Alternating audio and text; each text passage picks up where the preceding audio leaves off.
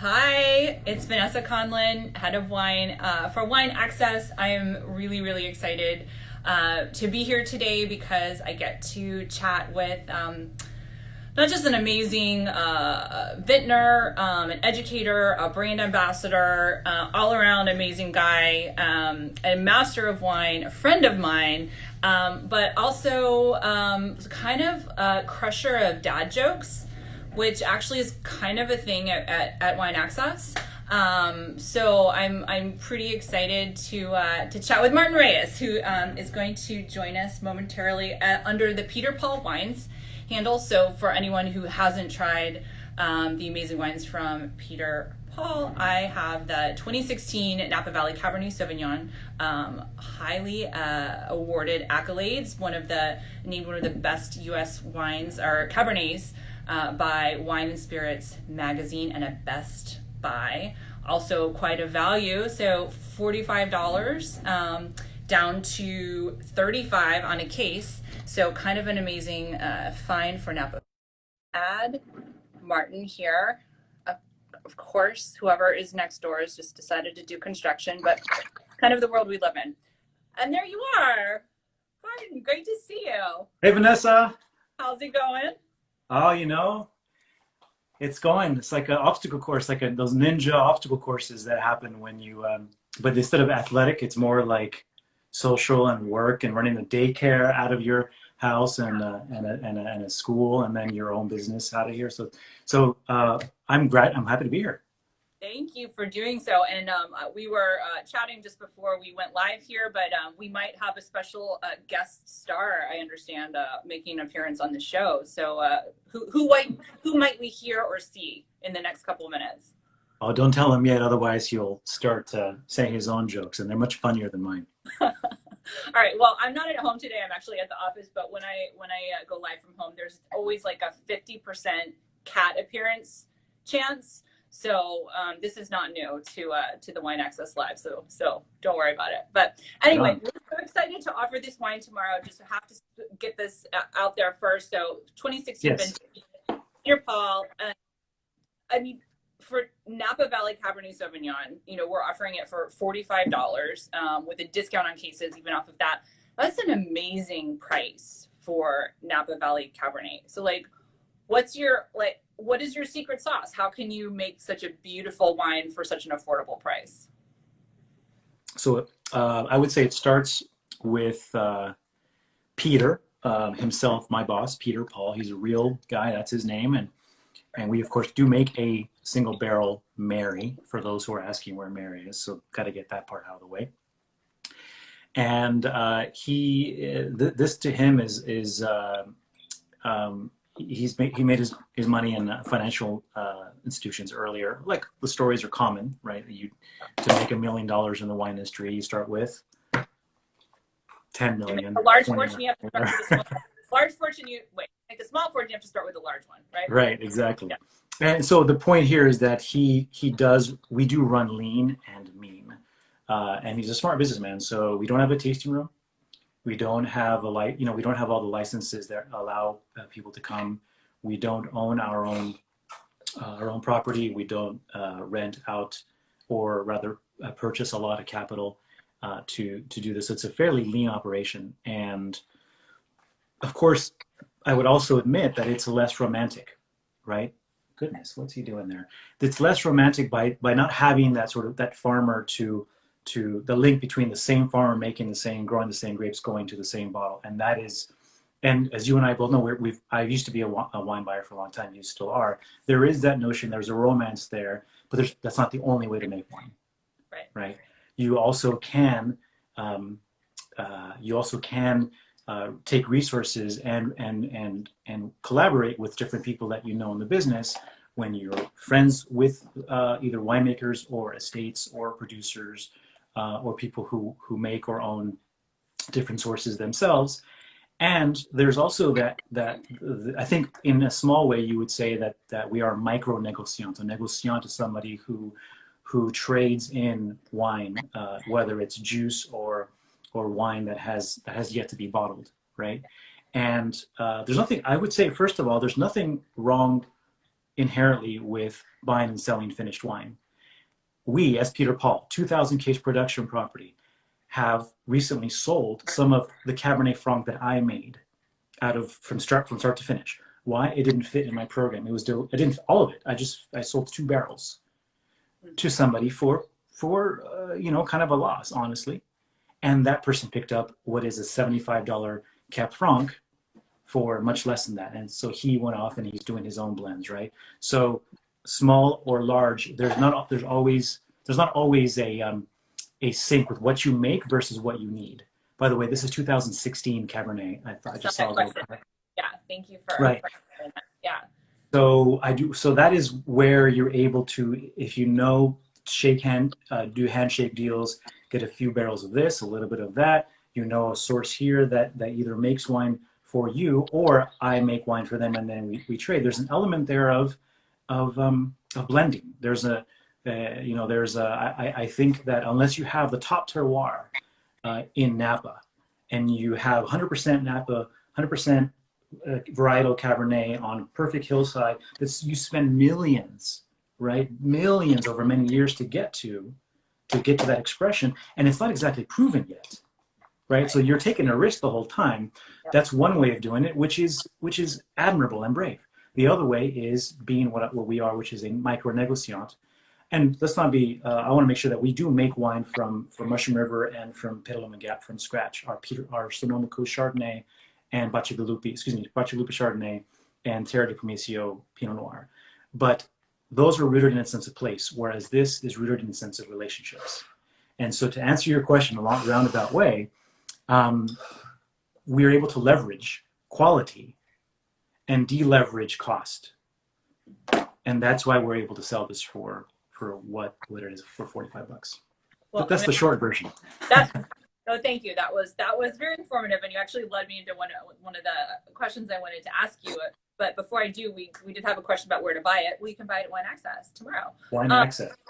So you're talking about relationships in the wine industry, and it's so true. Like, this is such a business built on friendships and trust. At least the best relationships in this business. And so speaking of that, I've known you for a decade. I can't believe that. So I mean, we share a history with a little shop up in St. Helena Wine Center. So actually, right after I moved from New York City to Napa Valley, I met Martin. He had the job there. I stepped into the very big shoes he left for me to fill there. But it's such an amazing story of that shop and kind of the people you get to meet. I mean, did that sort of seal these relationships in terms of Napa Valley for you?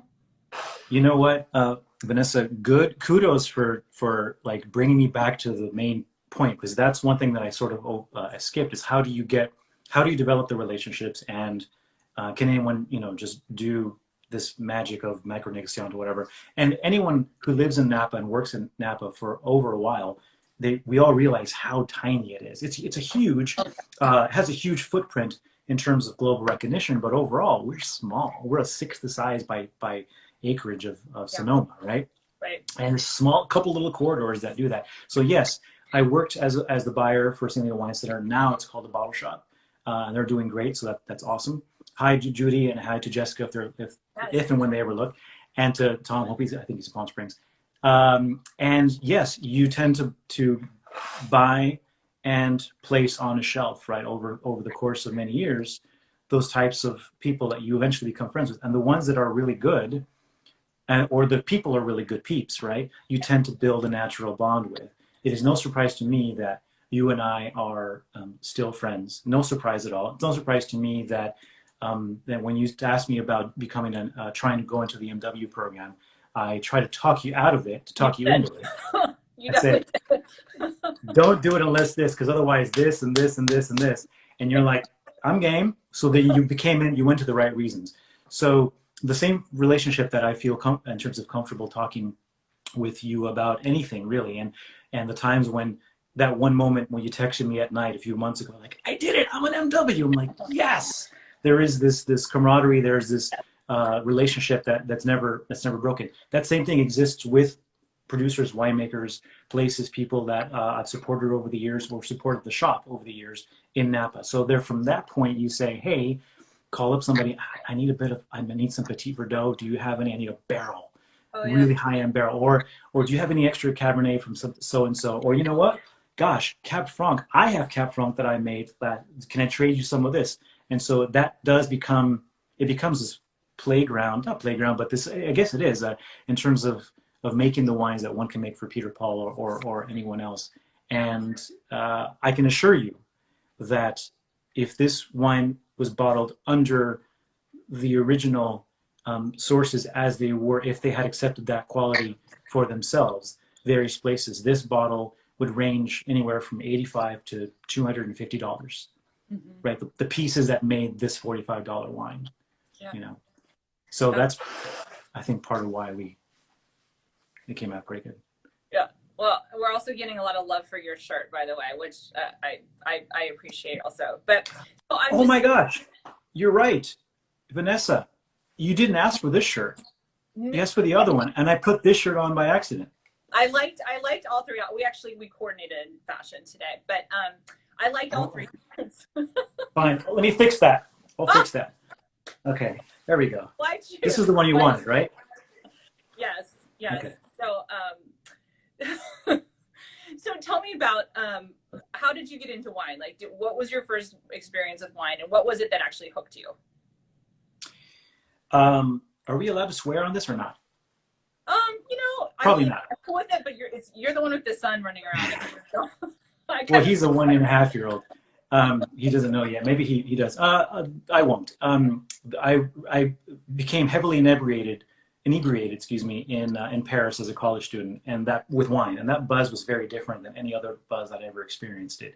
It was jovial. It was the feeling of conviviality, the feeling of friendship, of food, friends, later on family, and that to me was something special. And throughout the years, I've carried this thought that this belief that wine always adds a touch of grace to whatever it is you do, even if it's wine you don't think about, or even if it's the most special bottle, you pull that cork and you say to that person or yourself or that moment, I think that you're special. I think that this is something that we should pause and just contemplate or reflect, or even nothing, just sit and be with each other, right? You never pull a bottle out of you never pull a cork, excuse me, out of this alcohol, out of a source of anger or hatred. It's always out of love or conviviality or camaraderie, right? ¿Tienes hambre, Matías? Uh-oh. I'm going to use that shirt to wipe his face here because I got to keep the live show going. Está muy chiloso, ¿verdad que sí, Matías? So anyway, after that, I graduated college, and then 9/11 happened, and I wasn't able to keep the job that I had at the time. And so then I started bartending, 2001 or so. Always liking wine, going to wine tastings, being like, hey, wine. It didn't hurt that, women liked it too at the time, and I was a single young college grad, right? And then I took a job at a wine store, and then a second store. You guys are familiar with K&L? That was one of the first places I worked at. Okay, Matías, ten. ¿Quieres más comida? Aquí está. ¿Quieres agua también? Ten, okay. Déjame dar un poquito con Vanessa. ¿Está bien? Okay, gracias. What was I saying? Oh yeah, so retail. So you and I think, if I recall, you were also in retail in New York, right? Was, yes. Okay, and then you came to retail in San Leandro. So may we just say hats off, or rather wave the flag of retail also matters, not just sommeliers, right? Retail, off premise, buy a bottle at a less expensive price, bring it home and share it with your family and friends in a different setting than a restaurant. They're very different versions. So I just want to say hats off to those of you who work in a wine shop, who toil and who bring in boxes and who floor stack and who merchandise, and who have to actually give a bottle that person hasn't tasted, and then convince them when they're home, not with you there, to come back and buy more from you. That is equally an art, may I say. Just Want to throw that out there for all you non-sommeliers. And by the way, sommelier plays a very important role for us, right? But that's not where I came up from. I came up through the retail side, as did you. So I want to make sure that that's and also the salespeople that sell to everybody, whether you're a distributor or an importer or a salesperson who's lugging around this heavy box or heavy bag, right? Just come through. We've done that too, right? I've been through, as now for Peter Paul, in the streets of New York or Los Angeles or Pennsylvania, that your shoulder gets a little divot after a while. You've been there because you're on the producer side too, so you've seen what that's like, right? And that's another part of the business that I also did, that you and I think share some of that blood, sweat, and tears on. Blood too, probably. This scab, I just looked at the other day because my daughter's like, oh, she had a big, huge bike accident and she road rash on her face, and then she had a scab. So don't pick your scab too early, because then you have a scar. This is Ken Jackson 2002 vintage at a K&L wine shop that a box came through and cut, sliced through, and just never really healed properly. So you got scars, right, from this job as well. Yes. Career, not job. Well, what were we saying? And I wanted to say hats off to you, because I know that you've been very vocal about sort of adding diversity to the wine industry. So I wanted to ask you, you've been, I think, on the board of Wine Unifi, which is amazing scholarship opportunity for folks to further their education. So I think it's absolutely amazing what you're doing with the entire group. But so I wanted to say, like, what if someone wanted to do something today that would make an impact on the types of faces that we see in the wine industry? What's something that anyone at home today could do right now? There's more than one answer, and I think obviously there's many answers, but I think because it's timely right now, and because we just launched the awards applications yesterday, if you don't mind, I will say that the one thing anyone can do at this point, it's super easy, is go to wineunify.org and look at what that's about. And if you feel like you are interested in wine education, and if you feel like you're an underrepresented minority, or if you feel like you know somebody who is, there is a place there for you to either apply or nominate somebody. And all it is just an award for education through the WSET level 1. Super easy. Anyone can do it. He could do it. You know what I mean? It's just anybody who just likes wine could take level 1 courses for WSET. And beyond that, there's a whole bunch of other stuff which we don't need to get into now. But Wine Unifi is a source for. We have mentorship programs and ambassadorship, and also all kinds of stuff there.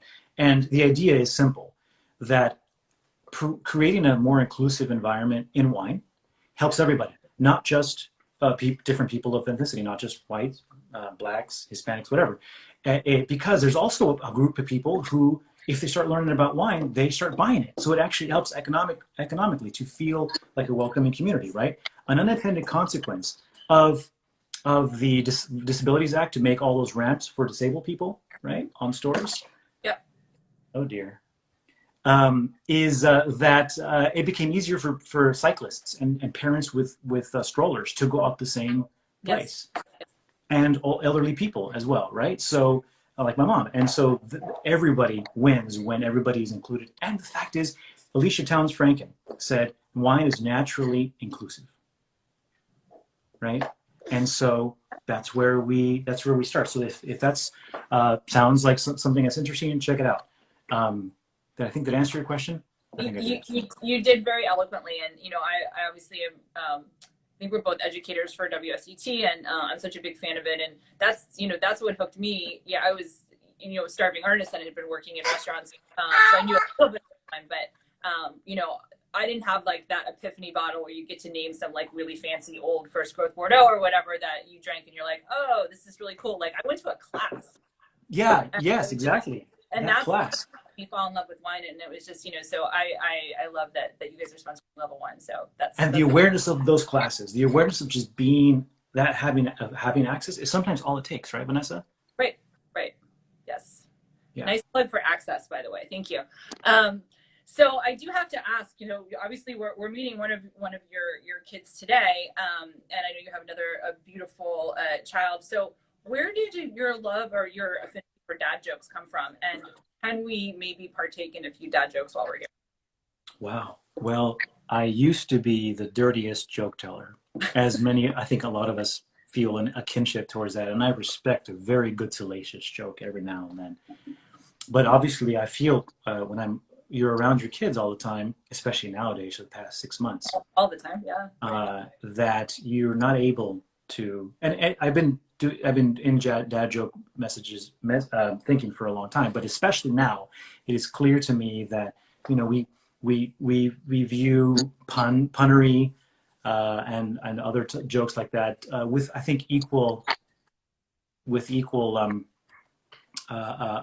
happiness, right? Where you do the play on words, and then your daughter says, okay, and then she's 5 now, so she's able to say, oh, and she actually tries to make up her own jokes sometimes, like, Papa, can you make a joke about nada, which is nothing in Spanish, and nada, which is swimming in Spanish, right? So like, why is your one fish that's the other? Why is your dad what does your dad do? He's really lazy. Why? Because he doesn't do anything, but he swims. It's the same word. So there's that play on the words as well. And I don't know. There's a guy I should tell you about, Mark Bowery, who is a director of Albion River Inn, and I used to work with him for a number of years. And he had this wit about figuring out how to combine wordplay. I wish I was a writer eventually, if I could do something else. Vanessa, I know you write a lot, and there's a beauty in molding a language to do something unique, either to advance a narrative, or to have a wordplay, right, or to tell a humor that's like different levels of humor. I recently wrote an article for Napa Valley Viticultural Society about climate action, not just climate change, but climate action in the wine industry. And I'm still tickled. I read the other day. I thought about all kinds of titles, and I was drunk one night, and I'm like, damn it! This is whether I'm ready or not. I'm going to turn this in. Whether, yes, okay. And then the title became Whether You're Ready or Not. An account of Napa Valley's reaction towards climate change, right? Whether you're ready or not. I like it. That's kind of fun, I thought, right? So that ended up working. That's where that came from, that type of thing. Got it. Okay. So you're mostly making up your own dad jokes, or are you repeating other people's dad jokes? Both. I'm a collector, or a purveyor, right? So some of them are a few of mine, of course, but most of the time there's many more people much wittier than me, and sometimes you end up modifying one. I do like the idea of trying to come up with jokes specific to our industry. Ooh. Okay. So one that I recently came up with, people who are listening to Wine Access know about all kinds of great wines in the world, right? From Alsace, Washington, Tuscany, and so forth. And of course, Napa Valley through Peter Paul, which is, I think, what we're supposed to be talking about, right? It's fine. Yeah. And 2016, Peter Paul, $45 at Wine Access. Yes. But the idea is, oh yeah, what do you call a restroom in wine country that runs hot water in the day and cold water at night? A restroom. I'm still working on it. What do you call it? Yeah, what do you call a restroom that flushes hot water in the day and flushes hot water at night? A diurnal. Okay, that's a dad joke. Yeah, that's like a wine dad joke. A wine dad joke, right? It's good. Speaking of weather, okay. Wow. There is another version of Napa Valley 2016 Cabernet that I think is even better than this, from Peter Paul.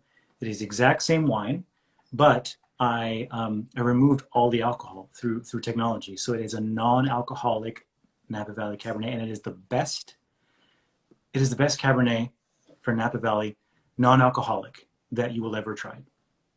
Huh. But don't ask me to show you a bottle, because there's no proof. Nicely done, sir. You do not disappoint. and neither does the wine, might I say. It's delicious. So you've been very kind with your time, especially because I know you've got your son there. So thank you for joining us. And we have one question before we go, but for anyone who joined later, you're with Martin Reyes, MW, friend, winemaker, wine educator, brand ambassador. Like, I don't know what you don't do, but also source of Peter Paul Cabernet Sauvignon 2016 Napa Valley that we're offering tomorrow on Wine Access for a steal of $45 with a discount on cases. So I can't wait for everyone to try it. I'm really enjoying it.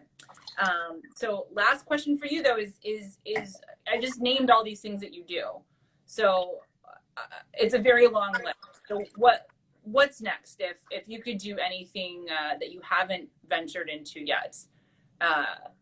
What would that be? I would like to write a book with one of the people that just signed on to say hello.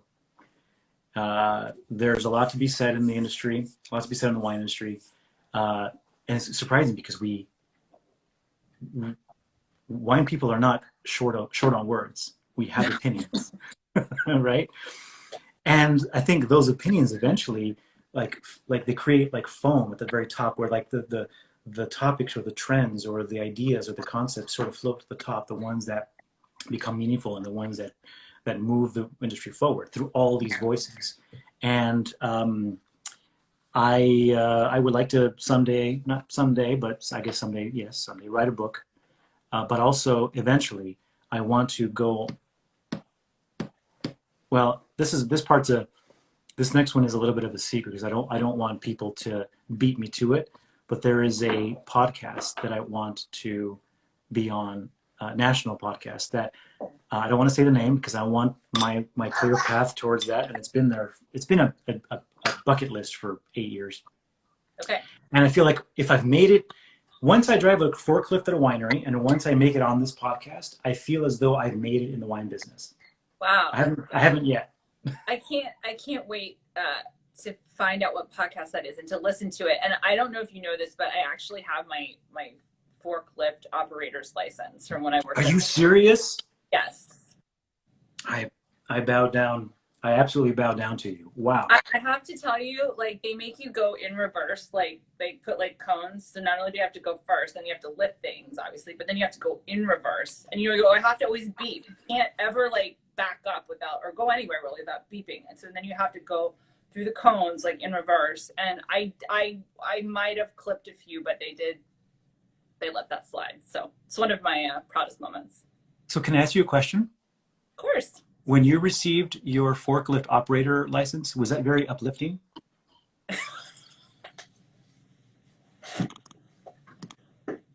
Martin, I adore you. Thank you. I needed that in my day today. So thank you so much for joining us. It's so great to see you. I miss seeing you in person, but thank goodness for millennials figuring this stuff out and then making it for all of us. So say bye-bye, Matias. Adiós, Matias. Adiós. This is Vanessa. Ese es papá. Y eres tú, mira. Aquí. Okay. All right, you're... Okay. All right, bye, Vanessa. And thanks everybody who watched from home. Thanks. Bye-bye. Bye.